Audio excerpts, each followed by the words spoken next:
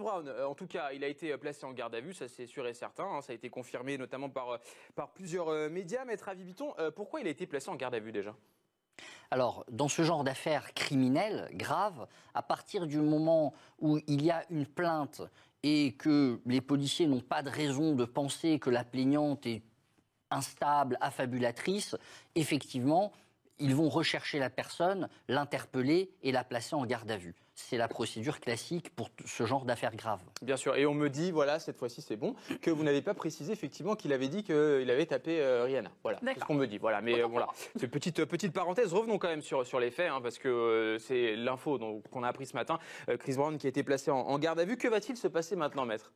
Alors, la garde à vue peut durer 24 heures, renouvelable une fois, donc au maximum 48 heures. Pendant cette garde à vue, on va demander à la plaignante d'être examinée par le service médico-légal qui va évidemment faire des prélèvements et l'interroger pour mesurer un petit peu son état de choc éventuel.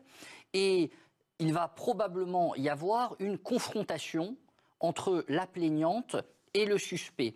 Si la plaignante accepte la confrontation, la plaignante peut dire qu'elle est choquée et qu'elle ne supportera pas la confrontation. Et à ce moment-là, il n'y aura pas confrontation pendant la garde à vue. Pendant cette garde à vue, le suspect est assisté d'un avocat. C'est obligatoire. Alors, soit il peut désigner un avocat s'il en connaît un, mais s'il est étranger, comme c'est le cas ici, et qu'il ne connaît pas d'avocat, à ce moment-là, il aura un avocat commis d'office. La particularité des affaires criminelles, donc pour viol, c'est que les auditions et la confrontation sont filmées. Sont filmées pour éviter, par la suite, au moment du procès, toute contestation d'un suspect qui dirait « mais moi je n'ai pas dit ça, les policiers ont mis des mots dans ma bouche, ce n'est pas du tout ce que j'ai dit ». Est-ce que le casier judiciaire dont on parlait tout à l'heure avec Morgane, est-ce que ce casier judiciaire peut peser dans la balance et donc influencer ou en tout cas être retenu par le juge dans cette affaire ? Bien évidemment, pour la suite de la procédure dont on va discuter... Même si les faits ne sont pas similaires ? Alors, ça dépend. On parle quand même, pour les antécédents judiciaires de ce suspect, on parle de faits qui ne sont pas totalement similaires, c'est-à-dire que ce ne sont pas des crimes sexuels, d'après ce que j'ai compris, mais on parle quand même de délits contre les personnes, avec des violences. Donc, de la violence à la violence sexuelle, il y a quand même des points de contact. Ouais, de similitude. C'est vrai qu'il y avait une soirée en mai dernier, une soirée organisée a priori par Chris Brown où l'un de ses amis avait été accusé de viol. Hein. Donc c'est vrai que voilà, effectivement, il y a quand même des similitudes. La possession, et ça on l'a appris un peu plus tard dans la journée, la possession de stupéfiants, est-ce que ça peut aggraver son cas à Chris Brown ?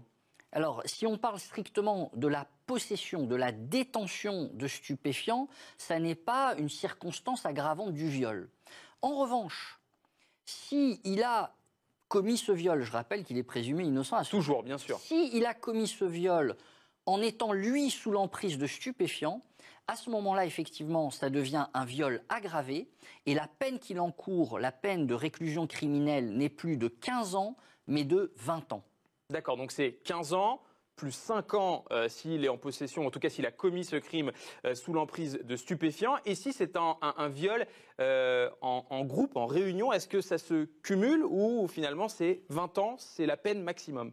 Alors effectivement, l'autre circonstance aggravante qu'on entrevoit, d'après ce qui est dans la presse dans ce dossier... Oui, on parle de son garde du corps et d'un ami qui aurait également violé cette jeune femme. Voilà, effectivement. Donc ce serait, si c'est avéré, un viol en réunion. Et à ce moment-là, effectivement, c'est aussi une circonstance aggravante qui fait passer la peine encourue de 15 ans à 20 ans. Mais le maximum...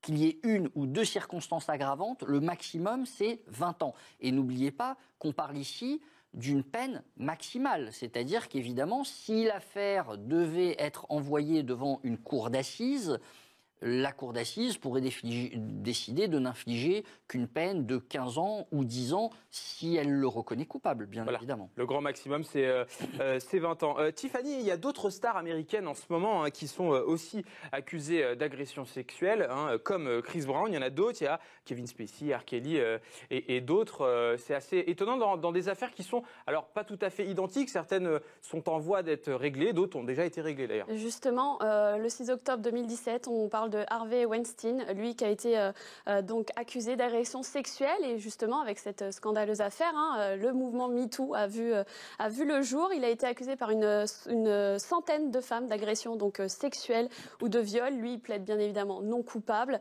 On a l'acteur, vous l'avez dit, Kevin Spacey, ex-star de la série House of Cards, lui qui a été accusé par un homme de 18 ans. Il s'est présenté d'ailleurs le 7 janvier dernier devant un tribunal criminel. Il est reparti libre sous caution. La prochaine audience, elle est prévue le 4 mars prochain. Bill Cosby aussi, également, accusé d'agression sexuelle par plus de soixantaine de femmes. La décision a été rendue en septembre dernier. Le juge a requis ainsi de 3 à 10 années d'emprisonnement donc pour l'ancienne vedette du Cosby Show. Et récemment, on a parlé du chanteur R. Kelly. R. Kelly, voilà, qui a été accusé par plusieurs femmes d'avoir eu des relations sexuelles avec des filles de moins de 16 ans et de s'être entouré de femmes dont il a fait ses esclaves sexuels. On parlait de Kevin Spacey à Viviton. Est-ce que libéré sous caution, c'est possible en France? Est-ce que Chris Brown peut être libéré sous caution?